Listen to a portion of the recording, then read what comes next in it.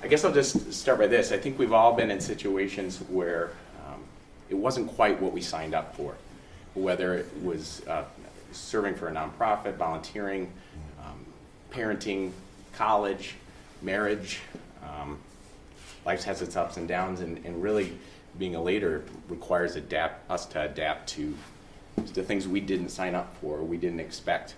And I think back to my middle school and high school days. I was very fortunate to have a youth leader in my life through a church I grew up in that really wanted to turn us into strong men and women who could be leaders of change and could adapt to those circumstances.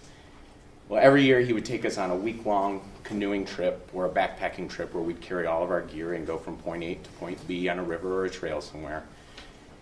And every day we had a leader of the day, and it was one of the students that was on the trip, and that leader was responsible for deciding when we broke camp, when we took our breaks on the river or on the trail, when we made lunch, when we stopped for the day, set up camp, had to delegate all the different roles and responsibilities around the campsite.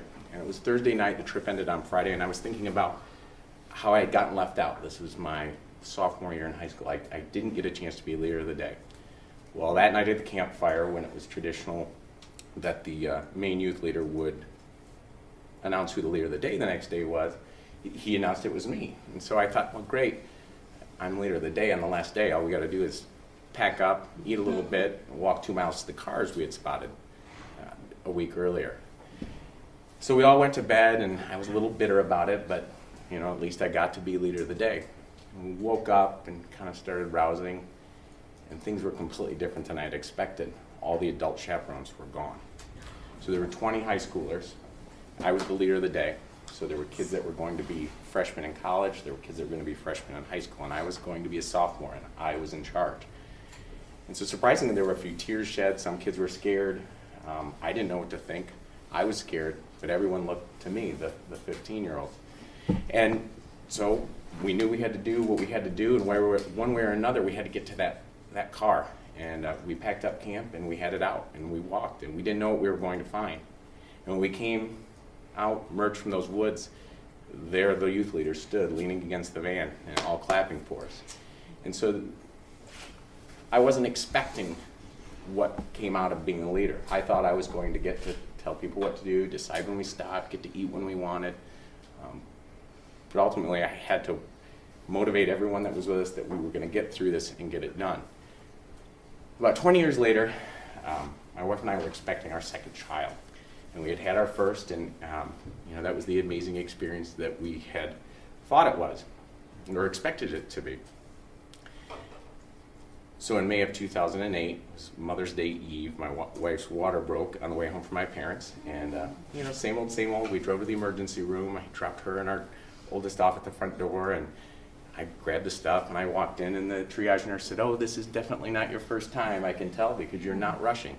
Because, hey, I know what to expect. Well, long story short, fast forward about 8 hours later, my wife delivered our second child, Lauren Christine, and the doctor and nurses wrapped her up and handed her to me. And when I held her for the first time, it wasn't the feeling I expected, because I looked down and I knew something was just not the same with Lauren that was with Avery. About an hour later, after my wife and I said, "No, you ask the nurse, no, you ask the nurse, no, you ask the nurse," my wife got the courage to ask the nurse, something just doesn't seem right. And she said, "Well, yeah, the doctors and I suspect that Lauren has trisomy 21, also known as Down syndrome." And that just hit us like a ton of bricks, and it was devastating. And you have all these feelings about, I shouldn't be feeling this way. This is my child, and you don't know if it's okay or if it's normal. And this is not what we expected. We were very fortunate that another leader in our community, her name's Charlotte Muller. If you don't know her, she is a varsity, or was the girls' varsity coach at Grand Rapids Christian, an amazing woman who just recently stepped down from her position to devote her life to her children, specifically her son Isaac, who also has Down syndrome. And she came and told us, everything you're feeling right now is normal. I felt the same way too. But it's very difficult to believe at the time. And there was a letter, or a poem that I read. The author calls it a poem. I'm just going to read to you. This woman, her name is,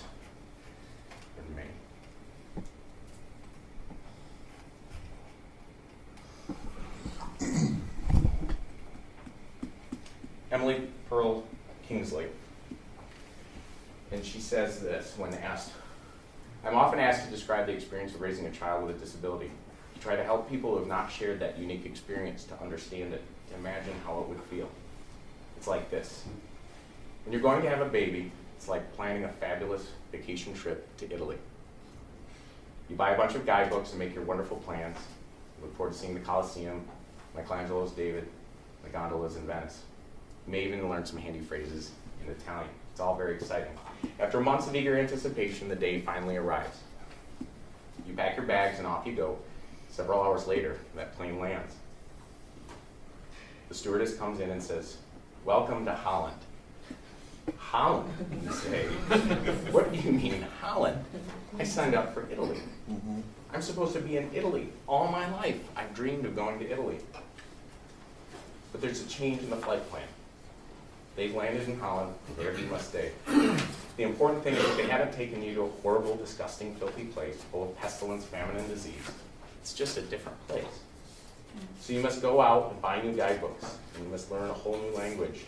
You'll meet a whole new group of people you would never have met. It's just a different place. It's slower paced than Italy, less flashy than Italy. But after you've been there for a while and you catch your breath, you look around, and you begin to notice that Holland has windmills, Holland has tulips, and Holland has Rembrandts. But everyone you know is busy coming and going from Italy, and they're all bragging about what a wonderful time they had there. And for the rest of your life, you will say, yes, that's where I was supposed to go. That's what I had planned. And the pain of that will never, ever, ever fully go away, because the loss of that dream is a very, very significant loss. But if you spend your life mourning the fact that you didn't go to Italy, you may never be free to enjoy the very special, the very lovely things about Holland.